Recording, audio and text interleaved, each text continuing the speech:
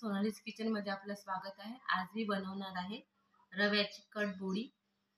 त्यासाठी साहित्य पाहून घ्या। 1 वाटी मी रवा घेतलेला आहे,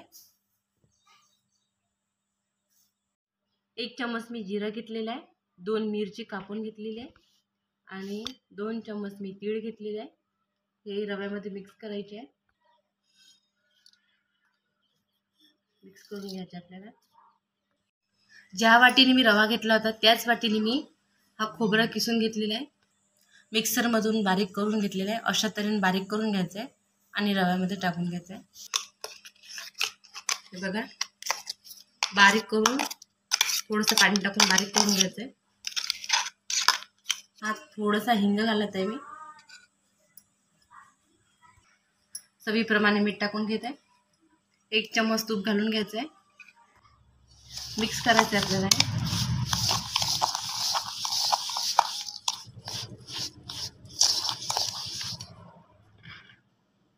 त्याच्यामध्ये थोडंसं पाणी टाकून घ्यायचं आहे आपल्याला।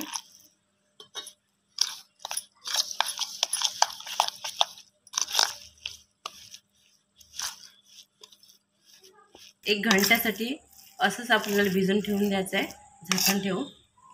1 घंट्याने आपण हे तळून घ्यायचं आहे। हे बघा, 1 घंटा झालेला आहे। मी आता हे बरोबर नरम करून घेणार आहे, हा गोळा तयार करून घेणार आहे। आणि हे एक आपल्याला, हे बघा, असा उंडा घेतला मी। याचे आपल्याला छोटे छोटे गोळे तोडायचे आहे। बघा, एवढ्याला तोडायचे आहे। बघा, याला असं गोल करून घ्यायचं आपल्याला, असा रोल टाईप।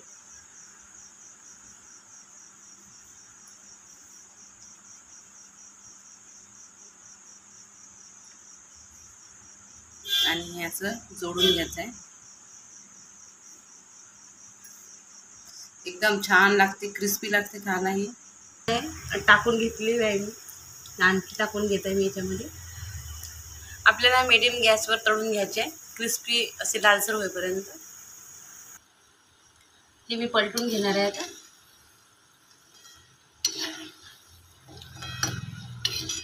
एकदम क्रिस्पी बनते हे, एकदा नक्की तुम्ही बनवून पहा। आणि त्याच्यामध्ये मिरची नाही घातली तरी ते पण छान लागते। लहान मुलांसाठी, पोरी पण खाऊ शकते। हे बघा, झालेलं आहे। हे मी काढून घेते आता। तुम्ही रव्यामध्ये पाणी थोडंसं कमी टाका। जे खोबऱ्याचं जे आपण मिश्रण आहे ना, त्याच्यामध्येच तुम्ही 1 वाटी मिक्सण करून घ्या आणि पाणी थोडं टाका। जसं कसं आपण चपातीला उंडा भिजवतो बस त्याचप्रमाणे हे करून घ्यायचं आहे। आवडलं असेल तर लाईक करा, शेअर करा आणि सबस्क्राईब करा। धन्यवाद।